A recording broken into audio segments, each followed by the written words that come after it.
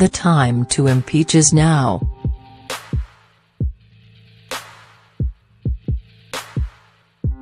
As Special Counsel Robert Mueller continues his investigation into possible criminal activity around the Trump campaign and administration, Trump himself continues to spiral out of control.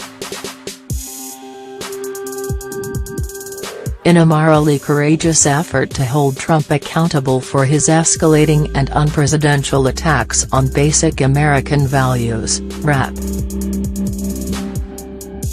Al Green, D. Texas, and other members of Congress are gearing up to force another vote on impeachment in the House of Representatives.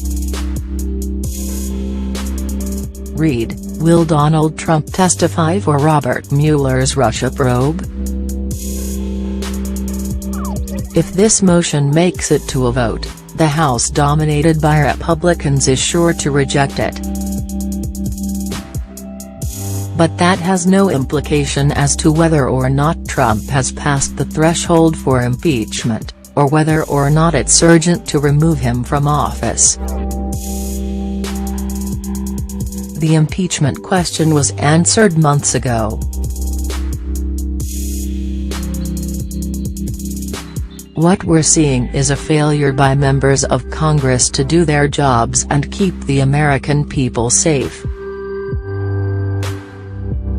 Republicans insist that the call for impeachment is baseless, even though it's thoroughly grounded in Trump's documented abuses of power, from obstructing justice, to violating the Emoluments Clause, to threatening the freedom of the press.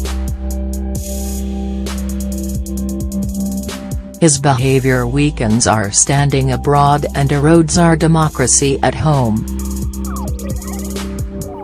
It also leaves us vulnerable to future attacks on our elections by hostile powers. Republicans may not want to break with a man who leads their party and has captivated their base. But the safety and stability of our country are far more important than their careers or any other agenda. At the same time, many Democrats are working to dampen enthusiasm among their caucus and their base. The institutional leaders say this isn't the right time to talk about impeachment, and that doing so could hurt the Democrats' chances at winning the majority in November. While Trump is a clear and present danger to the American people, he is also a perfect political foil for Democrats openly bigoted, proudly ignorant, hopelessly rash, utterly indefensible. Excuse no.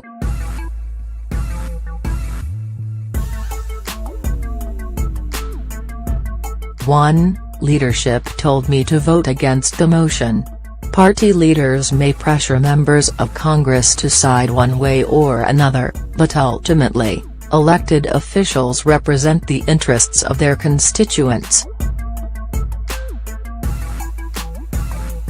The job description for any member of Congress demands that they put the most emphasis on what the people in their district are asking of them. Congress people must answer to them, not leadership. See, cartoons on President Donald Trump, excuse no. 2, it's not the right time. It's always difficult to determine the right moment to take a stand. But we should all ask ourselves, would the days after a national catastrophe triggered by Trump's reckless instability be the right time to move forward, or would that actually be too late? On Saturday, a false warning of an incoming ballistic missile attack coupled with the needlessly rising tensions between Trump and Kim Jong-un left everyone in Hawaii thinking they were minutes away from possible annihilation.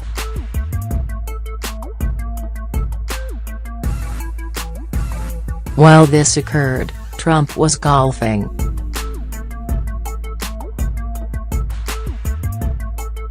The obvious truth is that the country isn't truly safe in Trump's hands, and Congress shouldn't wait for actual missiles hurtling towards our cities to acknowledge and act on that.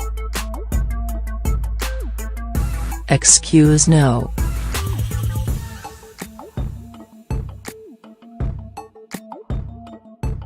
Three, we don't have evidence that Trump has surpassed the threshold for impeachment.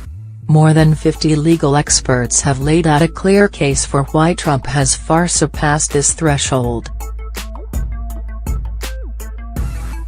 Presidents Bill Clinton and Richard Nixon were impeached for obstructing justice after interfering with the conduct of investigations they were connected to. We may not yet know the entire story behind the Trump campaign's relationship with Russia, but what we do know paints a clear picture of obstruction of justice.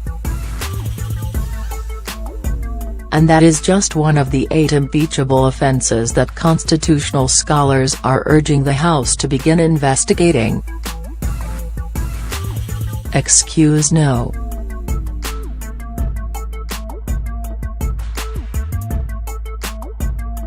4. Impeachment proceedings would be too divisive for the country. Any member of Congress concerned with the divided state of our country absolutely must get behind impeachment.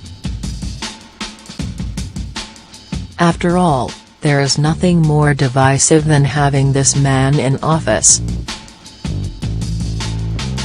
He powered his rise by fomenting division, singling out Americans by race and ethnicity, gender and sexual orientation, and he won't stop.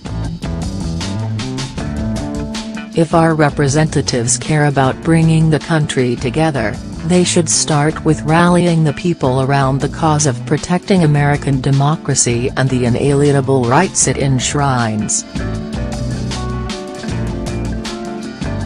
Photos: The Big Picture, January 2018, excuse no.